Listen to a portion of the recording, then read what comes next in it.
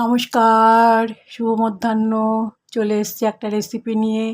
আজকে আমি বাদশাহী পরোটা তৈরি করছি। দেখুন কিভাবে তৈরি করছি, রেসিপিটি ভিডিওর মাধ্যমে দেখাতে চলেছি। দেখুন, প্রথমে আমি এক বাটি ময়দা নিয়ে নিলাম।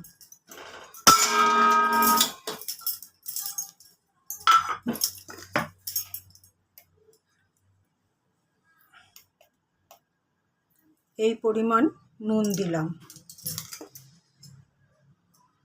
1 চামচ চিনি দিচ্ছি।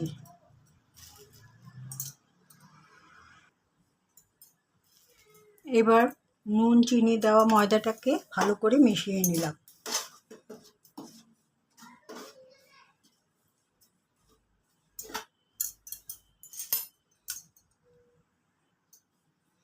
একটা বাটিতে 1 চামচ ইস্ট দিয়েছি। এবার এটার মধ্যে একটু গরম জল দিলাম।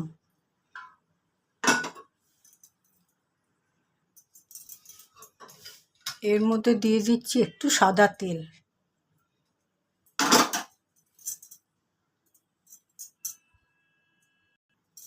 এই ময়দাটাকে আমি এবার বাদশাহী পরোটা করবার জন্য এই যে ইস্ট এবং তেল দেওয়া আছে, এটা দিয়ে আমি ভালো করে মেখে নিয়ে একটা ডো তৈরি করে নিচ্ছি।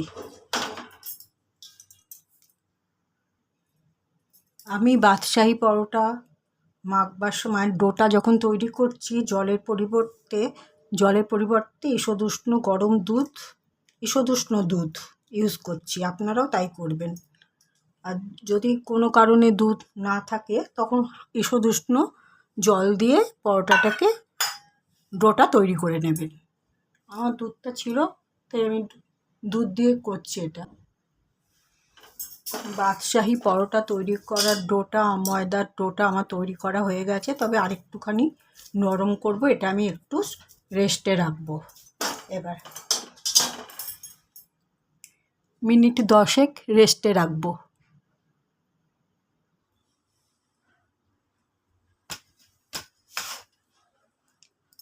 ঠিক এরকমভাবে বেলে নিয়ে আমি ঘি ব্রাশ করে নিয়েছি। এবার এর উপরে একটু ময়দা ছিটিয়ে একটু ভাঁজ করব।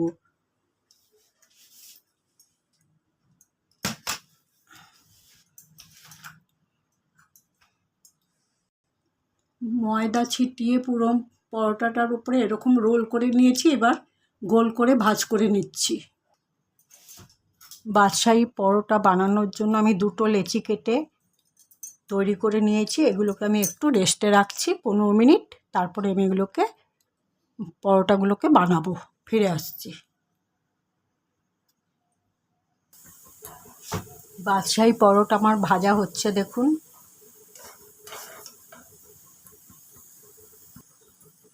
বাদশাহী পরোটা এখন ভাজা হচ্ছে। দেখুন বাদামি রং ধরে যাচ্ছে। বাদামি রং হয়ে গেলেই হয়ে যাবে।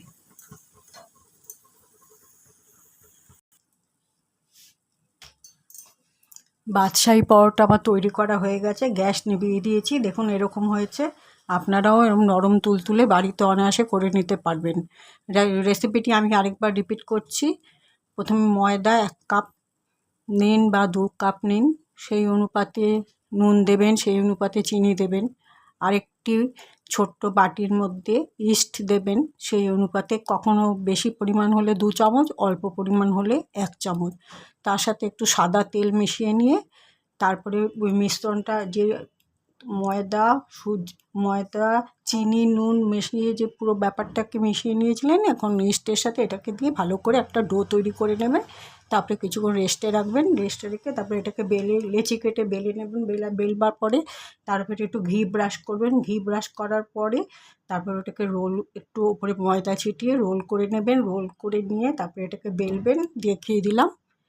যাই হোক, বুঝতে পেরেছেন। আমি আমার ভিডিওটা যেখানেই শেষ করলাম। সবাই ভালো থাকবেন। দেখা হবে পরবর্তী একটা ব্লগে বা ভিডিওতে। নমস্কার।